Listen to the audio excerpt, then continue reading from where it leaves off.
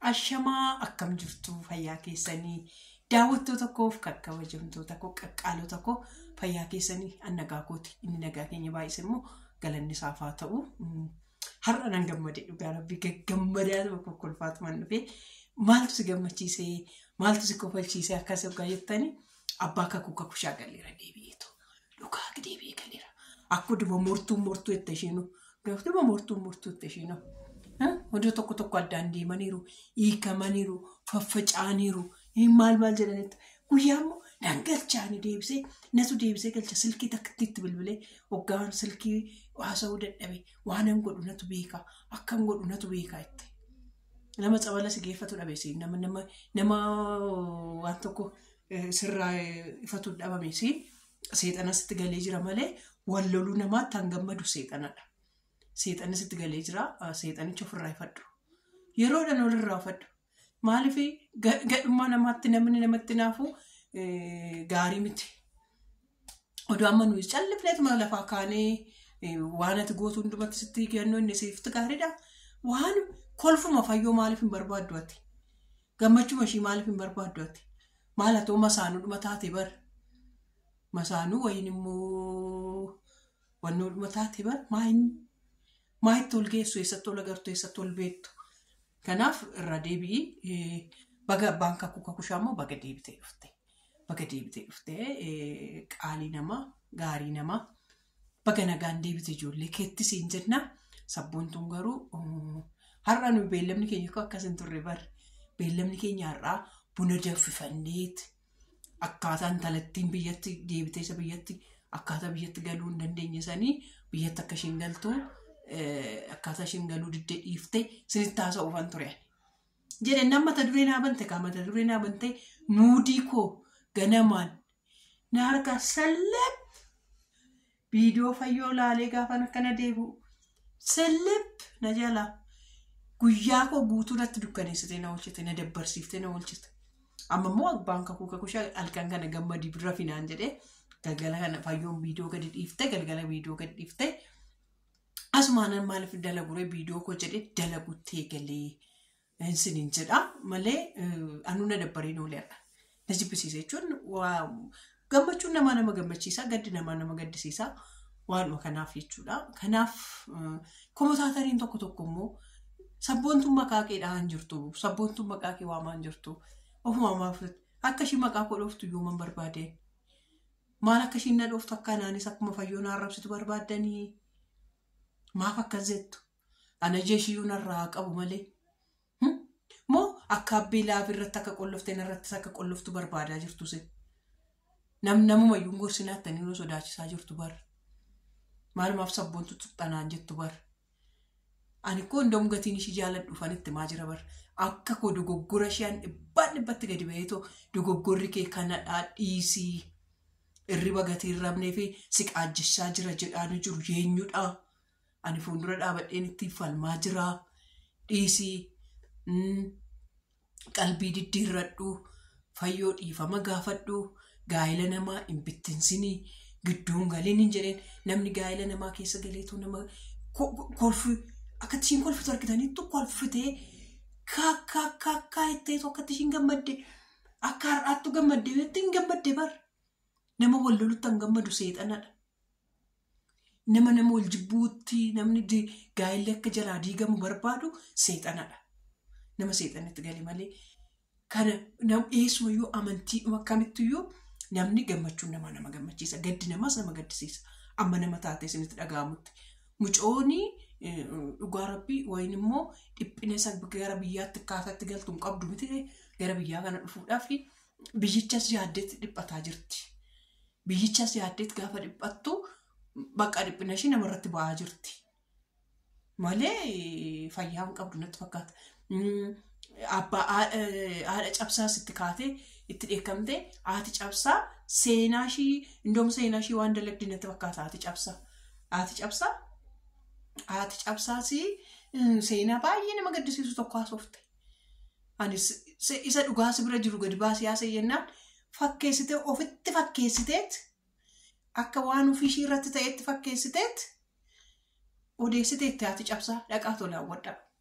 Haati cabsaa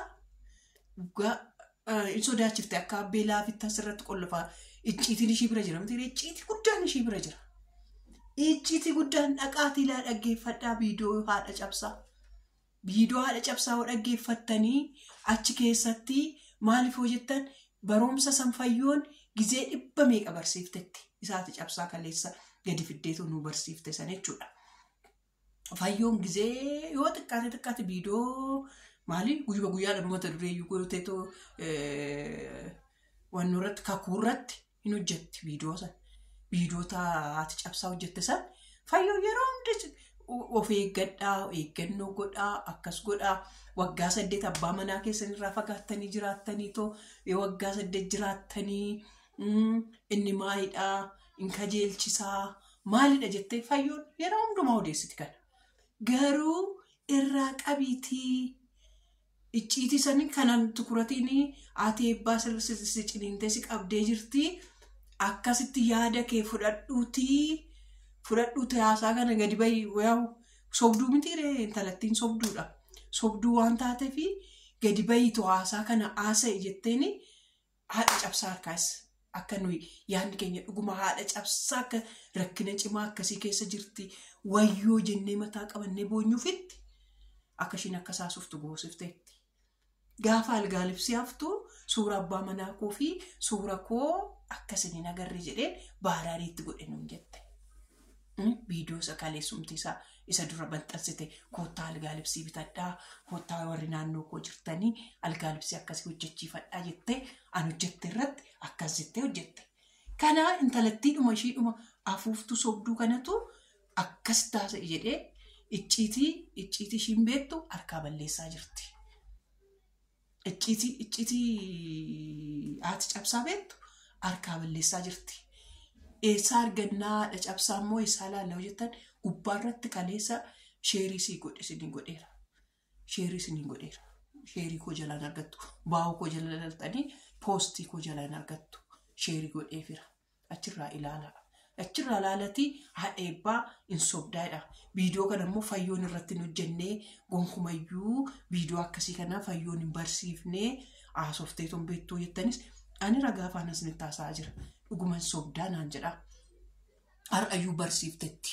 Har'umayyuu odeessitetti mata duree fakkaataa akkasii irratti fayyoon kakuurratti jechuudha. Kanaaf icciitiin bakka jiru icciitis gara daddabarsiisaa jirti. Anumatu jira biyya lafaa kanarra jedhaatti. Namni oggaa badii shaakalu. Oggaa waan ta'e shaakalu bakka anumatu jira ofiin jedha. Anumatu bakka bushaa jira, anumatu sochoosaa jira jedhaa. Dhaabadhu intala koo. Dhaabadhu toof ilaali. Akkasin jedhin. Waanuma fe'eefu haati kakuu baga walitti araaramtanii baga deebitee galtee yaa jiraa koo baga armees dhageessee eenyuyyuu dhagaye baga ijoollee keetti nagaan dhuftee gaafaati gixxeem gooteessa dhungattu immoo yoo naachi kanuma ofirraa buqqisti har'a kan irriba isheen irriba ishee rafaa bultu maaliif kan ofirraa buqqisaa bulti har'a akkasitti ofirraa buqqisaa bulti waan immoo nuuf iddoo nagartuu jechuudha waan isheen nuuf iddoo kanas niin jedhaa qaqqaalota koo gaggaarota koo laayikii godhaa.